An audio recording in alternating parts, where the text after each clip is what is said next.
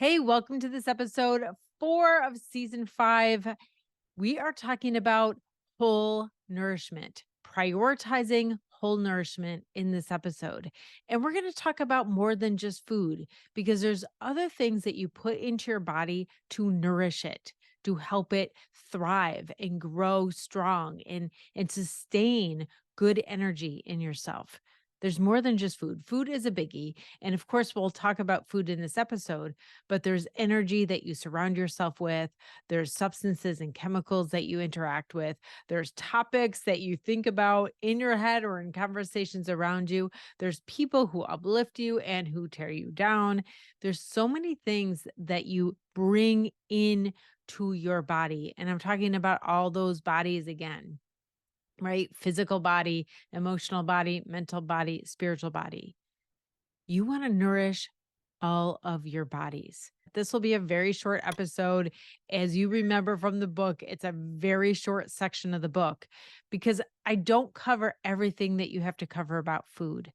Other people do that. Other people do a great job on talking about food and emotional eating and loving your body and taking care of yourself. And I think there's a huge movement today, not to body shame and to really love our bodies a little bit more. I'm really loving that movement that's going on online. It's like a backlash to all the social media that really has us judging ourselves a lot more harshly. And I hope that it's outward and inward. We kind of fight it a little bit. So I want you to be aware of that. If you are on that bandwagon of trying to have us love our bodies in all shapes and sizes, make sure your inner beliefs begin to match that. And if they aren't, work on it because the incongruency is going to hurt you, but also those beliefs that you're not good enough unless you're thin are going to hurt you. Even if outwardly you're like, nope, I know that that's ridiculous and that's harmful and I don't want to fat shame myself or body shame myself. Make sure you really aren't because we have been encultured. We've grown up in this culture to highly judge ourselves for our appearance. And as much as we want to protest that and not do it inside, you may still be doing that. You want to bring that out to the surface so you could consciously override it and really put what you want to be and what you want to think into your internal belief system, because that's when you'll feel the best. When you think about loving your body and appreciating your body, the choices that you make about what you put into your body, food and etc., everything else is going to be for your highest good. They're going to be nourishing, or 99% of what you bring in your body is going to be nourishing. And when that 1% or a couple percent is not nourishing, you're going to be consciously choosing that for another reason. And you're going to feel robust enough to handle or process whatever those additional things are. And of course, sometimes life hands us something that's not nourishing for us, an experience or a person or an interaction. If we are consciously taking those things, consciously taking nourishing things into us, those things will be easier to process. So if we keep our body healthy, the emotional and the mental things will be easier to process. If we keep ourselves healthy spiritually, taking in some things that build us up and make us feel good, then that is going to help us process those things that are negative. So you want to try to think about ratio here. The more conscious you are about what you bring in, the more bandwidth that you're going to have to handle any challenges that come your way. And everybody is going to have challenges that come their way because this is the world and this is life. We have challenges that come our way. There are toxins in our environment. There are difficult energies in the people around us that we can't control.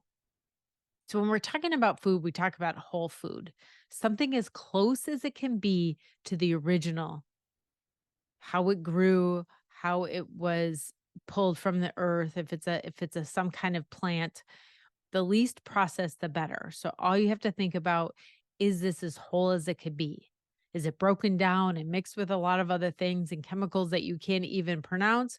Or is it mostly what it is and what it is only like one ingredient or two ingredients? So that's going to be really important. There's a lot of information online about whole eating and anti inflammatory diet. Let's not think about weight loss diet and trying to punish our bodies because they're not as nice as we want them to be or something. Let's try to think about our body as a temple, and everything that you take in, you are saying yes or no, or cautiously yes. And I understand this is a challenge, but I'm going to face it. When a challenge comes in that you're saying yes to, you could handle it so much better. And of course, we don't always have those opportunities, but sometimes we do.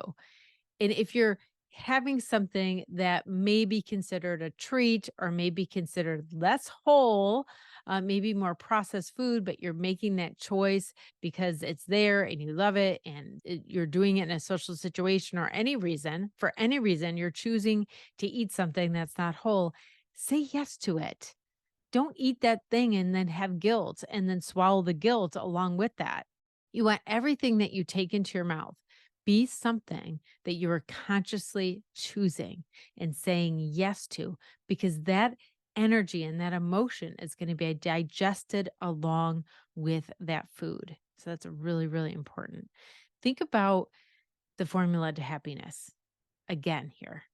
Really, it applies to so many things in life, doesn't it? You want to take in the things that bring you joy or lift you up or nourish you or help your body grow and heal. You want to eliminate the things in your life that make you suffer or make your body decompensate or make your body hurt your body or make your body have to work harder than it should have to work or take any toxins in if you can. You want to get those out.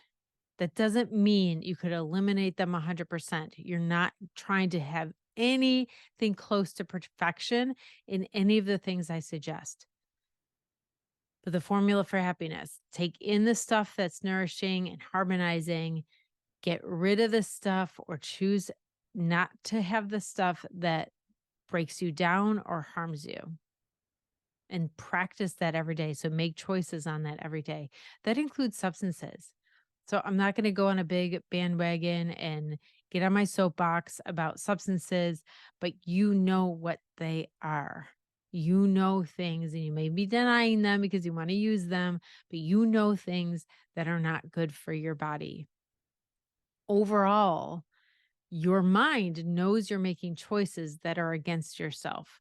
Like if you're vaping or if you're drinking or if you're smoking, whatever you're doing, your body knows that you're making those choices against itself. And yes, it could come up with all kinds of excuses why that's okay. And it also might come up with the excuse that it's helping you feel better. But overall, it creates a relationship that you feel bad when you're not using them. And yes, you think they make you feel better, but they've made you feel bad in the first place. And also they cover up us being able to learn how to process our feelings.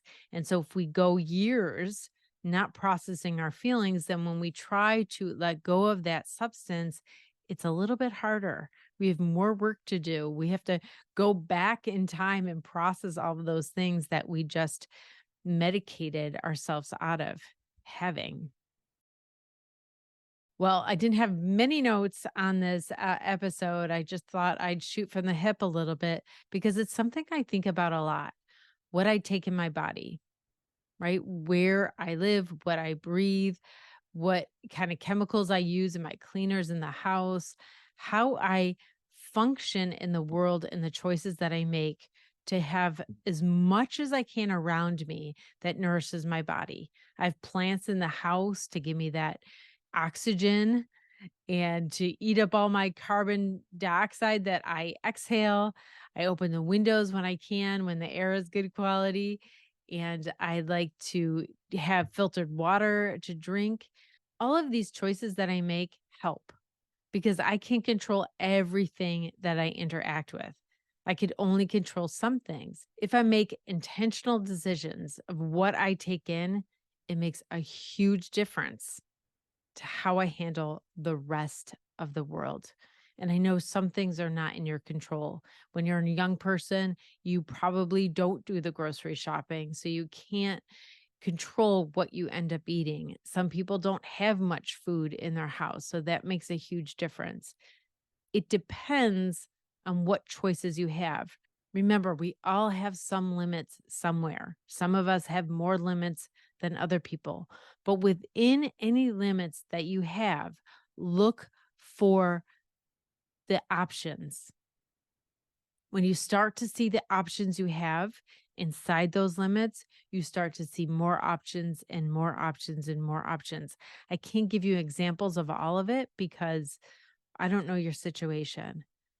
But when we're limited, humans always have the ability to protest those limits by looking for options within them and trying to expand them if they can.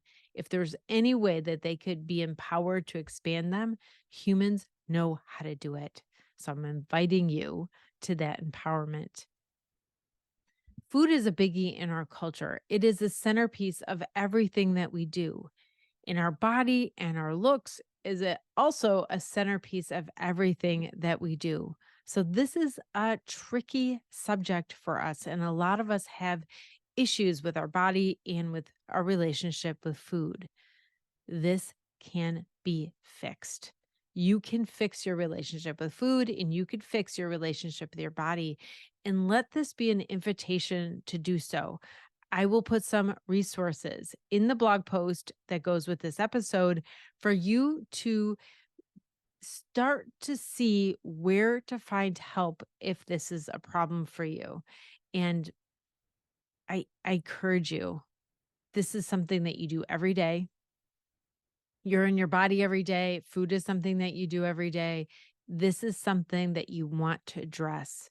If this is a problem for you, if you struggle with an eating disorder, if you struggle or feel bad about how you look, if you overeat, undereat, emotionally eat, whatever that you do, there is a way to fix that. And fix that sounds a little bit like good and bad or black and white thinking. I don't like that word. There is a way to change your relationship with your body and with food. So I encourage you to do that. And this is just the invitation. Thank you so much for listening to this episode of Anxiety. I am so done with you, with me, Dr. Jodi. Thank you so much for subscribing and commenting and leaving me 5 stars on Apple Podcasts. I need those 5 stars, people, because that's really going to get this podcast in the ears of people who need it. And I look forward to seeing you in the next episode. But in the meantime, catch me on TikTok and YouTube at Dr. Jodi. Next episode, prioritize rest.